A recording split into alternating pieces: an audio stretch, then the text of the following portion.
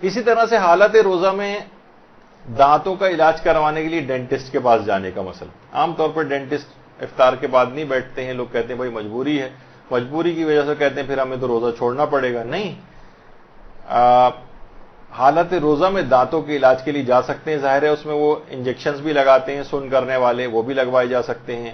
بار بار منہ میں ظاہر ہے وہ پانی بھی ان کے آ رہا ہوتا ہے اور اس کو بار بار اس کو پانی کو منہ سے نکالنا بھی ہوتا ہے. بس وہ پانی حلق کے اندر نہ جائے, کوشش کریں کہ وہ کلی کر کے نکالتے رہیں. تو حالت روزہ میں دانتوں کے تمام ٹریٹمنٹ کروائی جا سکتی ہیں, اس سے کوئی فرق نہیں پڑتا. انجیکشنز بھی لگوائے جا سکتے ہیں, منہ کے اندر بھی لگوائے جا سکتے ہیں, تو اس سے کوئی فرق نہیں پڑتا ہے. بس یہ کہ اس خون کو یا اس پانی کو جو بھی ہے وہ حلق سے نگلے نہیں, بلکہ اسے اگل دیں, باہر نکال دیں. اس کا انتظام وہاں پر ہوتا ہے. تو اس طرح اپنے روزے کو جاری رکھ کے دانتوں کا علاج کروایا جا سکتا.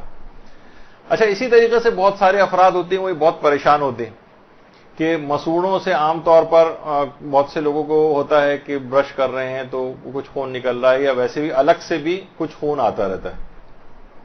تو دیکھیے, اگر یہ عمومی حالت کا بھی مسئلہ ہے, آیت اللہ سیستانی یہ فرماتے ہیں کہ اگر مسوڑے سے نکلنے والا خون اتنا معمولی ہے, یہ عمومی حالت کا بھی, روزے کو بھی چھوڑ دیجیے, اتنا معمولی ہے کہ وہ خود ہی آپ کے لعاب دہن میں گھل مل کے ختم ہو رہا ہے.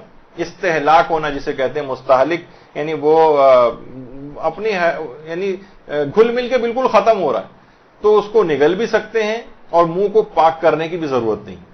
حتیٰ کہ منہ میں سے اگر کوئی خون آ جائے اور وہ زیادہ مقدار میں ہو تو ظاہر ہے پھر اس کو نگل نہیں سکتے. زیادہ مقدار میں خون نکل رہا ہے, مثلا کسی کا دانت ٹوٹ گیا اور زیادہ مقدار میں خون نکل رہا ہے, تو بس اس خون کو منہ سے تھوک دیں, منہ کو اندر سے پاک کرنے کی بھی ضرورت نہیں ہوتی.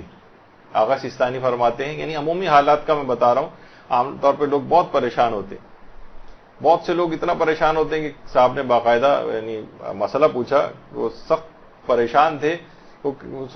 خیر یہ مسئلہ آگے چل کر آنا بھی ہے اسی درس کے اندر, کہ مثلا اگر منہ میں کسی کے جو ہے وہ بار بار تھوک پیدا ہو رہا ہے تو وہ سوچتے ہیں کہ اس کو نگلنے کی ہمیں اجازت نہیں, ہمارا تو روزہ خراب ہو جائے گا. دن بھر بیچارے تھوک تھوک کے پریشان ہیں, ان کی زندگی اجیرن ہوئی جا رہی تھی. پھر ان کو مسئلہ بتایا تو کہیں جا کے سکون اور چین ان کی زندگی میں آیا. تو بس خون کے اندر یہ کہ بہت زیادہ مقدار میں تو صرف تھوک دینا کافی, لیکن کم, اتنی معمولی اور کم مقدار ہے کہ وہ تھوک میں گھل مل کے ختم ہو رہی ہے, تو نہ اس کو باہر نکالنے کی ضرورت ہے, نہ منہ کو پاک کرنے کی ضرورت ہے, نہ روزے کے اوپر کوئی فرق پڑتا. ہاں البتہ توجہ نہیں تھی اور بے اختیار اس خون کو نگل لیا تو روزہ بھی اس سے صحیح رہتا ہے, لیکن زیادہ مقدار میں ہو تو اس کو پھر باہر نکالنا پڑے گا.